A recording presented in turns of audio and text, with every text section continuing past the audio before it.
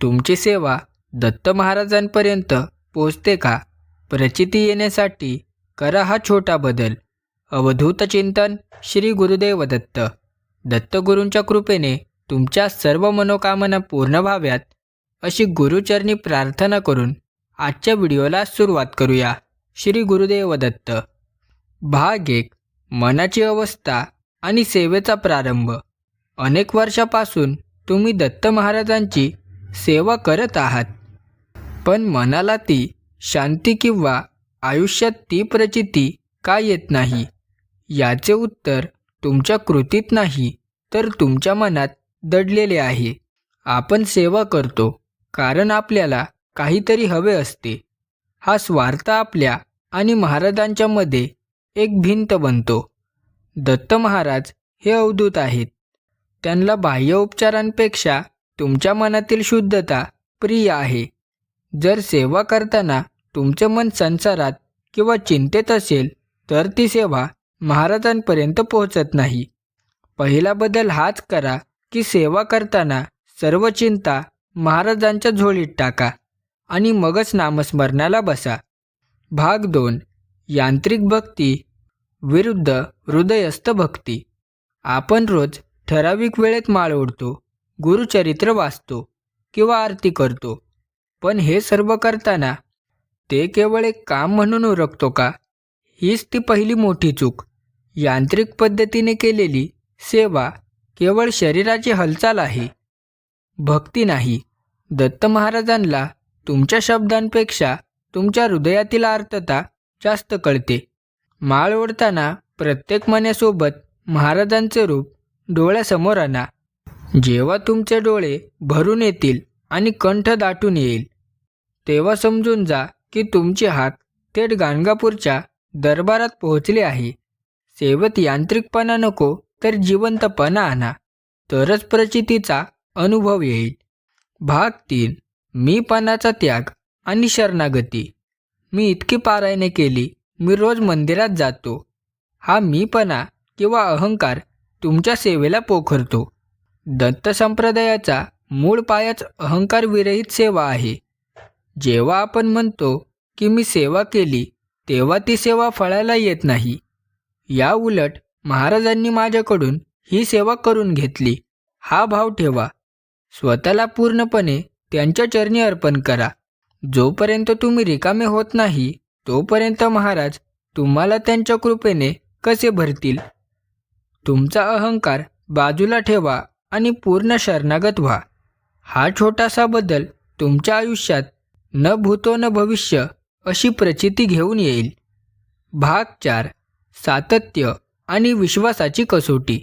अनेकदा आपण एखादा अनुभव आला नाही की सेवा बदलतो किंवा देवावरचा विश्वास डळमळीत होतो. लक्षात ठेवा, दत्त महाराज हे गुरु आहेत आणि गुरु नेहमी शिष्याची परीक्षा घेतात. प्रचिती येत नाही याचा अर्थ असा नाही की महाराज सोबतीला नाहीत. ते पाहत आहेत की संकट काळात तुमचा विश्वास टिकतो का. तुमची सेवा ही कोणत्याही अटीशिवाय असायला हवी.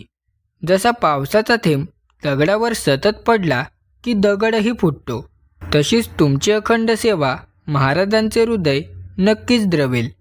घरसोड वृत्ती सोडा आणि एकाच नामावर अढळ विश्वास ठेवा. प्रचिती नक्कीच मिळते. भाग 5. आचरणातील शुद्धता आणि नीतिमत्ता. तुम्ही तासनतास जप करता, पण देवघरातून बाहेर पडल्यावर इतरांशी कपटाने वागता किंवा कोणाचे मन दुखवता, तर तुमची सर्व सेवा शून्य होते. दत्त महाराज हे केवळ मूर्तीत नाहीत, तर ते चराचरात आहेत. जर तुम्ही प्रत्यक्ष माणसाचा अपमान करत असाल, तर दत्तगुरू तुमच्यावर कसे प्रसन्न होतील? आधी माणूस व्हा, मग भक्त व्हा. हा नाथांचा आणि दत्तांचा संदेश आहे. तुमच्या आचरणात पारदर्शकता आणा. कोणाची फसवणूक करू नका आणि सर्वांशी प्रेमाने वागा. तुमचे शुद्ध आचरण हीच महाराजांसाठी सर्वात मोठी पूजा आहे. हा बदल तुम्हाला प्रचितीच्या जवळ नेईल. भाग 6. अन्नाची शुद्धता आणि भिक्षाधर्म. महाराजांना भिक्षा अत्यंत प्रिय आहे. याचा अर्थ केवळ अन्न देणे नव्हे, तर अन्नाची शुद्धता राखणे हा आहे. आपण जे अन्न ग्रहण करतो तसेच आपले विचार बनतात. जर तुमची कमाई कष्टाची नसेल किंवा तुम्ही अन्नाचा अपमान करत असाल तर तुमची साधना फळाला येत नाही. शक्य असल्यास गरिबाला अन्नदान करा किंवा मुक्या प्राण्यांना खाऊ घाला. जेव्हा तुम्ही एखाद्या भुकेल्याची भूक भागवता तेव्हा प्रत्यक्ष दत्त महाराज तृप्त होतात. अन्नाप्रती कृतज्ञता बाळगा आणि सात्विक आहार घ्या. अन्नातील हा शुद्ध बदल तुमच्या आध्यात्मिक प्रगतीचा वेग अनेक पटीने वाढवेल. भाग 7. शांतता आणि एकांतवासाचे महत्त्व. आजच्या धावपळीच्या युगात आपण आरडाओरडा करून किंवा मोठ्या आवाजात मंत्र लावून सेवा करतो, पण महाराजांना मौन अधिक प्रिय आहे. प्रचिती येण्यासाठी दिवसातील किमान 15 मिनिटे पूर्ण शांततेत बसा आणि अंतरातील नामाचा आवाज ऐकण्याचा प्रयत्न करा. गडबडीत केलेली सेवा गोंधळ निर्माण करते, तर शांततेत केलेली सेवा ध्यान बनते. जेव्हा तुमचे बाह्य जग शांत होईल तेव्हाच तुम्हाला महाराजांचा सूक्ष्म आवाज ऐकू येईल. हा शांततेचा प्रयोग करून पहा. तुम्हाला जाणवेल की महाराज तुमच्या अगदी जवळ आहेत आणि ते तुमच्याशी संवाद साधत आहेत. भाग 8. गुरुचरित्रातील तत्वांचे पालन. केवळ गुरुचरित्राचे वाचन करणे हे पुरेसे नाही, तर त्यातील तत्वांचे आयुष्यात पालन करणे गरजेचे आहे. गुरुचरित्र म्हणजे केवळ कथा नव्हे, तर तो जगण्याचा मार्ग आहे. त्यातील प्रत्येक अध्याय आपल्याला संयम, श्रद्धा आणि गुरुभक्ती शिकवतो. जर तुम्ही केवळ पारायण उरकण्याच्या मागे लागलात आणि त्यातील बोध घेतला नाही तर प्रचिती दूरच राहील. वाचनापेक्षा मनावर भर द्या. त्यातील एखाद्या ओवीचा अर्थ समजून घ्या आणि तो आयुष्यात उतरवा. जेव्हा गुरुचरित्र तुमच्या डोक्यातून काळजात उतरेल तेव्हा तुम्हाला पावलोपावली महाराजांच्या अस्तित्वाची जाणीव होऊ लागेल. हाच तो खरा बदल आहे. भाग 9. घरातील स्त्रियांचा सन्मान. ज्या घरात स्त्रीचा सन्मान होत नाही तिथे दत्त महाराज कधीही वास्तव्य करत नाही. अनुसया मातेच्या पोटी ज्यांनी जन्म घेतला ते दत्तगुरू स्त्रियांचा अपमान कसा सहन करतील. अनेक भक्त बाहेर खूप सेवा करतात, पण घरात पत्नीला किंवा आईला तुच्छ लेखतात. ही सर्वात मोठी चूक आहे. तुमच्या घरातील लक्ष्मी प्रसन्न असेल तरच दत्तकृपेचा वर्षाव होईल. घरात आनंदी वातावरण ठेवा आणि घरातील स्त्रीचा आदर करा. तेव्हा तुमचे घर प्रेमाने भरलेले असेल. जेव्हा दत्त महाराजांना तिथे येण्यासाठी आमंत्रित करण्याची गरज पडत नाही, ते स्वतःहून तुमच्या घरात निवास करतील. भाग 10. निसर्ग आणि प्राणीमात्रांवर प्रेम.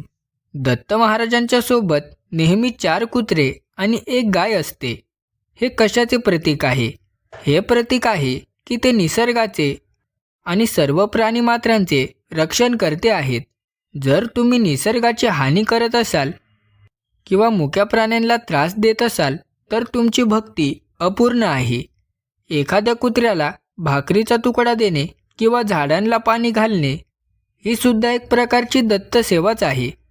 प्राणीमात्रांबद्दल मनात दयाभाव ठेवा. जेव्हा तुम्हाला प्रत्येक जीवात दत्तांचे रूप दिसायला लागेल तेव्हा समजा की तुमची दृष्टी दिव्य झाली आहे.